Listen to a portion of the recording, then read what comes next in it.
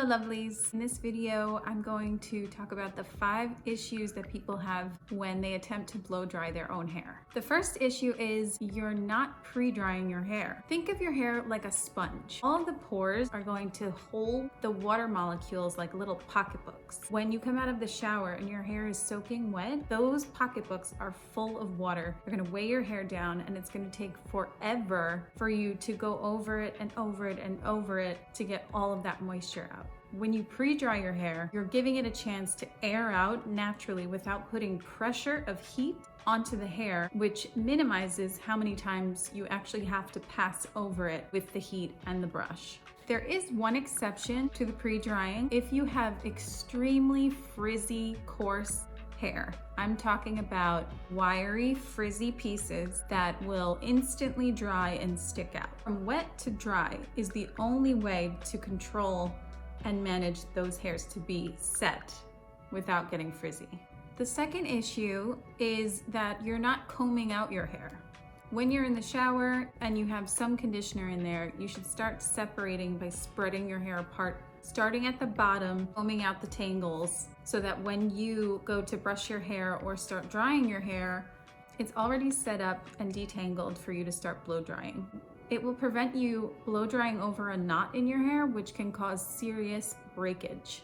The third reason you are having trouble blow drying your hair is because you're not making clean sections. This might be the top reason that people don't get a nice shape with their blowout. You don't have to make an incredible amount of sections, just as long as they're clean enough that you can direct your air to one section at a time to create that shape.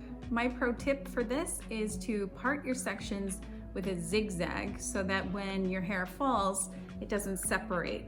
The fourth reason that your blowouts may be going awry is because you are not directing your airflow. The airflow is how the hair is going to be directed, which means it's pressing the cuticle down in a certain way so that it molds while it's pliable and hot, and that's how it's going to sit in your style. So naturally, if you want to create some volume, you want to scoop that up and push the air from underneath the hair. I call it the scoop. The second way would be if you want to create very, very smooth hair, you would press it down. So you direct completely down from the root to the end across the top of the hair. So all of those cuticles are laying very, very flat. And the third way I like to direct the air is to rough it up.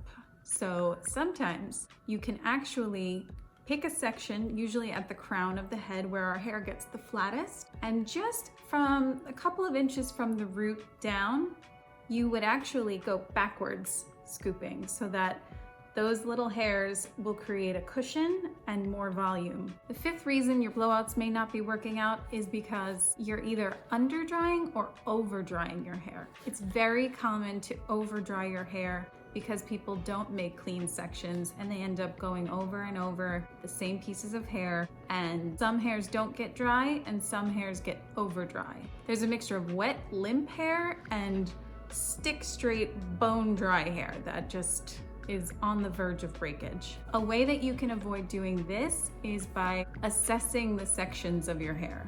Take a look. Not all of your hairs are created equally. Typically in the back of our head is where we have the most thick and dense hair. This is where I might start pre-drying first, right at the root where we hold all of that weight and moisture. You want to really direct heat and air into that area so that when you're ready to polish it off and style, you won't have to go in again over and over and over. You want to assess which hairs are going to pretty much dry on their own and just need a little bit of direction from your fingers, not even with a brush. So if you take a look and find little baby hairs, they don't need to be blown dry. They're just gonna be helped along, directed, maybe with a little bit of air over them.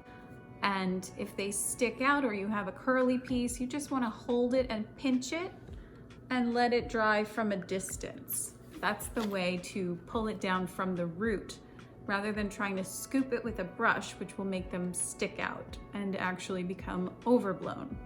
And the last tip that I would like to talk about for blow drying hair is my negative tension technique. I came up with this in the beginning of my career because I loved working with the natural elasticity that your hair has rather than try to create bounce with an iron or a brush after it's already been pressed out. To me, that just didn't make sense. So the way that I look at hair is you have bounce in there already and you're just eliminating some to create a shape. When you wrap the hair and push it upwards, that's creating negative tension.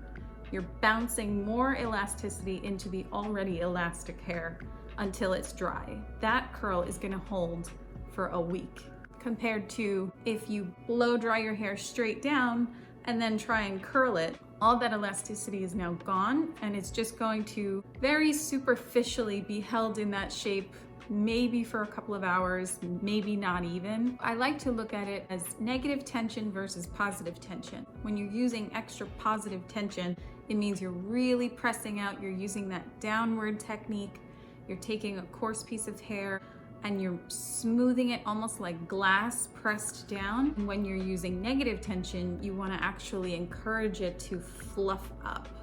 I don't expect you all to become expert stylists after this one video, but I do think if you start thinking about these concepts, it will help you immensely with your self-styling. Good luck, everybody. If you would like to watch more videos like this, you can hit subscribe. It's down here in the corner, and I will see you next time.